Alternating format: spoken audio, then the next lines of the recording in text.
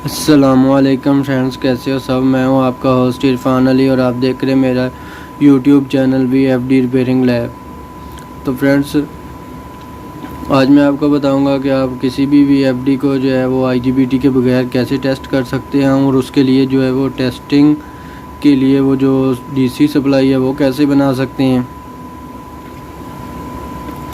तो ये मैं आज सारा बताऊँगा आपको। ये मेरे पास एक मित्सुबिशी का VFD पड़ा हुआ है और ये एक मडिंशा का VT 240 का ओपन पड़ा हुआ है। ये उसका ड्राइव कार्ड है और ये इसका CPU है। ये मेरे पास 2 कैपेसिटर है और एक रेक्टिफायर है।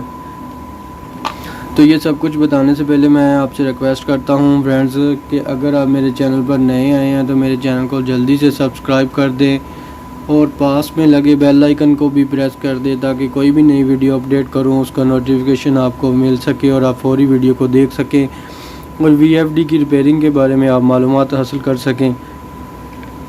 तो फ्रेंड्स, आपसे एक ये भी रिक्वेस्ट है कि वीडियो को शुरू से लेकर लास्ट तक लाजमी देखा करें और वीडियो को लाइक भी किया करें और शेयर भी किया करें। ज़्यादा से ज़्यादा शेयर किया करें ताकि जितने ज़्यादा लोगों के पास व्यूवर्स के पास मेरी वीडियो जाएगी तो उनको फ़ायदा होगा, उनको रिपेयरिंग के बारे में मालूमात हासिल होगी तो और वो वीडियो VFD की रिपेयरिंग के बारे में जान सकेंगे और मेरे चैनल के बारे में भी जान सकेंगे कि VFD की रिपेयरिंग के बारे में ये एक चैनल है जो लम्हा व लम्हा दिन ब दिन जो है वो हमारे लिए VFD की रिपेयरिंग के लिए वीडियो बना रहा है।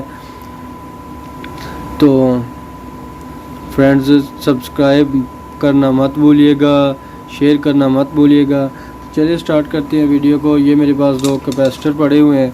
तो कैपेसिटर आप जो है वो कम से कम जो है वो 3300 UF यानी 3.3 माइक्रोफैरड के कैपेसिटर 2 ले लें,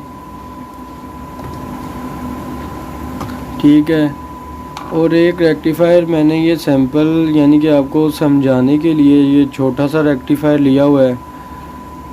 तो आप बड़ा भी ले सकते हैं VFD के हिसाब से।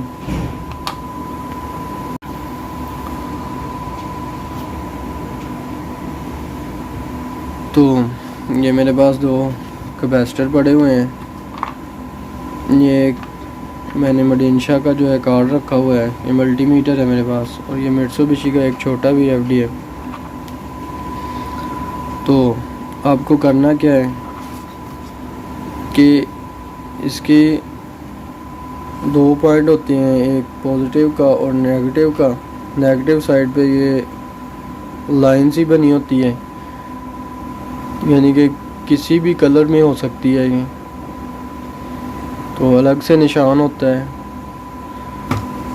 तो आपको करना क्या है कि ये 2 कैपेसिटर जो हैं इन दोनों को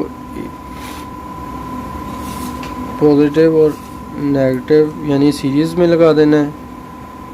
2 कैपेसिटरों को ये पॉजिटिव और ये नेगेटिव और ये पॉजिटिव, ये नेगेटिव और ये पॉजिटिव,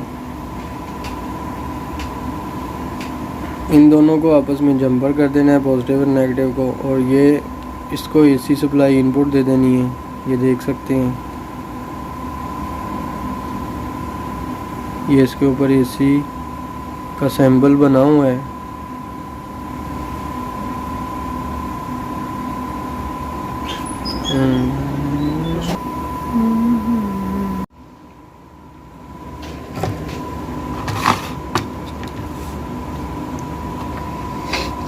तो फ्रेंड्स, आपने ये सीरीज़ में कैपेसिटर लगा लेने हैं और ये यहाँ से जंपर कर देना है पॉजिटिव और नेगेटिव को। और ये हमारे 2 पॉइंट इसके बचे कैपेसिटर के, पॉजिटिव पॉइंट और नेगेटिव पॉइंट। तो ये ब्रिज रेक्टिफायर है हमारा। ये देखें AC का सिंबल है, AC सप्लाई का, और ये DC का है, पॉजिटिव और नेगेटिव, ठीक है। तो AC आपने इनपुट इसको दे देनी है अगर 3 फेस यूज़ कर रहे हैं। अगर आप 3 फेस रेक्टिफायर, अगर 3 फेस सप्लाई है आपके पास अवेलेबल तो 3 फेस रेक्टिफायर को इस्तेमाल कर सकते हैं। 3 फेस इनपुट दे देनी AC पे। अगर सिंगल कर रहे हैं तो सिंगल कर सकते हैं। तो यहाँ पे यही तरीके का चेंज है कि आप अगर सिंगल है तो सिंगल दे लें, अगर 3 फेज़ है तो 3 फेज़ दे लें। और ये पॉजिटिव और नेगेटिव, ये कैपेसिटर के 2 पॉइंट हमारे बचे थे, पॉजिटिव और नेगेटिव।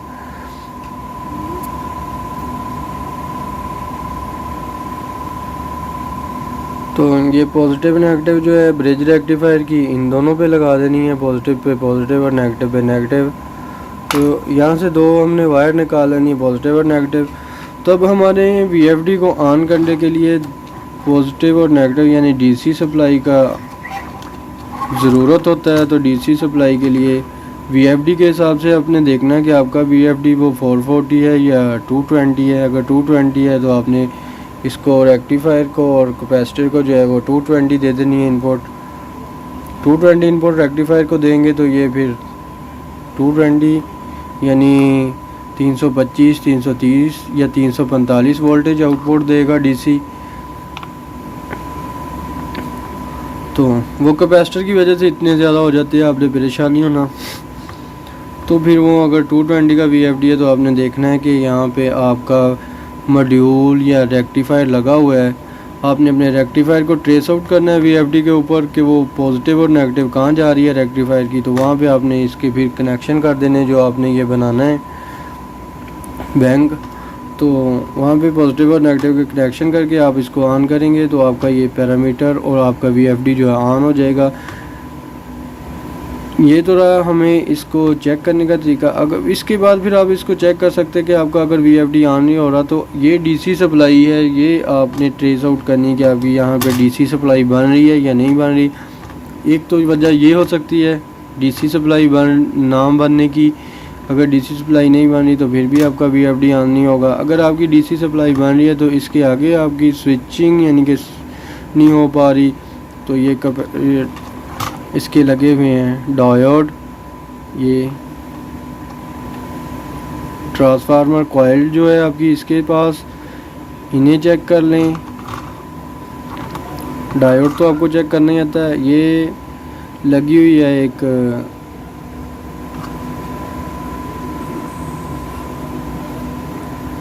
FET हमारी मॉसफेट, ये चेक कर सकते हैं। फ्यूज़ लगा हुआ है, फ्यूज़ चेक कर सकते हैं।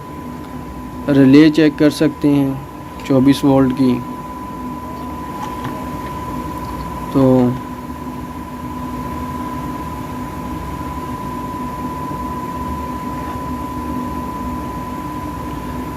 इसके अलावा फ्रेंड्स किसी के जहन में अगर इसके अलावा कोई सवाल हो तो वो कमेंट बॉक्स में कमेंट करके मुझसे पूछ सकता है। फ़िलहाल तो मैंने आपको बेसिक बता दिया, आपको VFD चेक करने के बारे में और रिपेयरिंग के बारे में। तो आई होप कि आपके लिए ये वीडियो जो है वो हेल्पफुल साबित होगी। तो दुआओं में याद रखिएगा। दोबारा से मैं आप भाइयों से रिक्वेस्ट करता हूँ कि आप मेरे चैनल को लाजमी सब्सक्राइब करें, यह आपके लिए बहुत फ़ायदेमंद साबित होगा। बेल आइकन को प्रेस कर दिया करें। बेल आइकन को प्रेस करने का ये फ़ायदा होता है कि कोई भी नई वीडियो अपडेट करता हूँ उसका नोटिफिकेशन जो है वो आपको मिल जाता है और आप वीडियो को फौरी देख सकते हैं। तो बहुत से इंडिया से फ्रेंड्स की मुझे रिक्वेस्ट है कि सर ऑनलाइन क्लासेस लें। तो ऑनलाइन का फ्रेंड्स अभी तक मेरे पास ऑप्शन जो है वो यूट्यूब की तरफ से नहीं दिया गया। जब भी मेरे पास ऑनलाइन का ऑप्शन आएगा तो मैं आपको ऑनलाइन क्लासेस भी दूंगा यूट्यूब पे। तो दुआओं में याद रखिएगा। मैं हूँ आपका होस्ट इरफान अली। अल्लाह हाफिज़।